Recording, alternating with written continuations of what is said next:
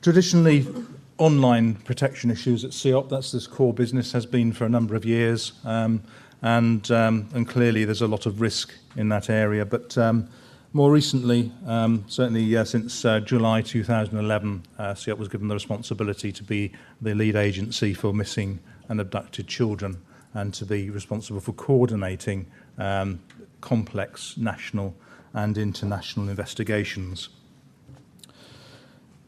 So in my early days, it was just another missing kid. They'll run away from care. So what? Does it matter? They'll turn up, won't they? They're streetwise. Does it matter?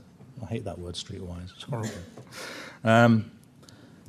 But now there's a lot more focus. We recognise that the links to child sexual exploitation. We will have the report of the Office of the Children's Commissioner fairly shortly. We've seen Rochdale. We've seen all the issues that are going on there. How can we make that better? I've investigated a case of child sexual exploitation 12 years ago, locally on my policing area. It came to attention through 14 and 15-year-old girls who were regularly going missing. Everyone generally perceived to be a pain in the backside. When we scratched the surface a little bit and found that they were being manipulated by an individual who had previously come to attention in a neighbouring town for pimping, and it became clear as we went on. We didn't quite know what we were dealing with in those days, and the only way we did understand that was when we talked together with all the other agencies. Everyone got round the table, and suddenly we realised what was going on. Because just from a policing perspective, we weren't getting a lot of information. Children's Services had a bit of information, they weren't quite clear. Health had a bit, they weren't quite clear. Sat around the table, pooled our resources, and the picture was clear. We managed to disrupt this particular individual's activity by putting him in prison. The girls went back to a fairly normal existence, job done. A bit of a message starting to come through here. I'll continue with that message as how important it is that we do work together. So we would give advice and support to police forces. That's critical. There's no point in having a national agency that leads on something, develops specialist knowledge, and what have you. It doesn't communicate that to the practitioners, and everything we do should have benefit for the practitioners, and in turn have benefit for those most vulnerable people in our society.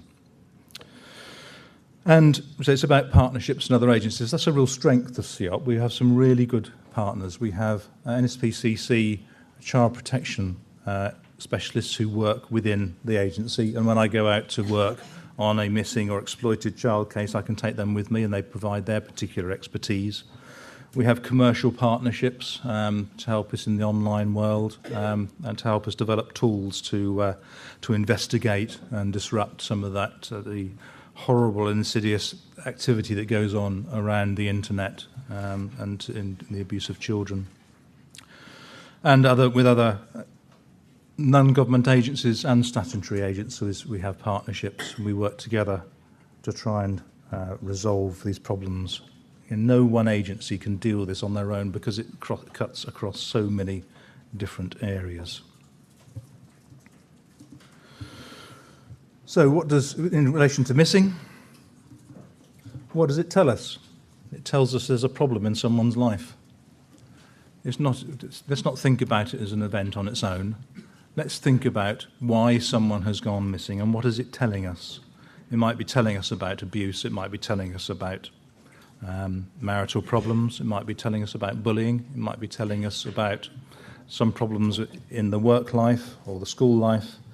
And immediately we're also beginning to recognise those problems don't just appear in the policing environment, they don't just appear in the social care environment, they're present in education, they're present in health. So a lot of forces have missing person coordinators, and I know that there's a lot of thought being putting those into the MASH as well. I think that's really important. It needs someone to have an overview of what's happening with these young people.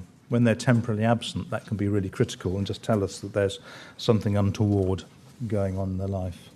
We have strategy meetings as the LSCB is involved, Ofsted are involved, health, education. We all have protocols. Protocols, they're great, aren't they? fabulous pieces of paper, but do they ever translate into reality?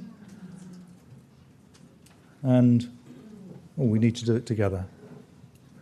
We can only make these things work if we do it together.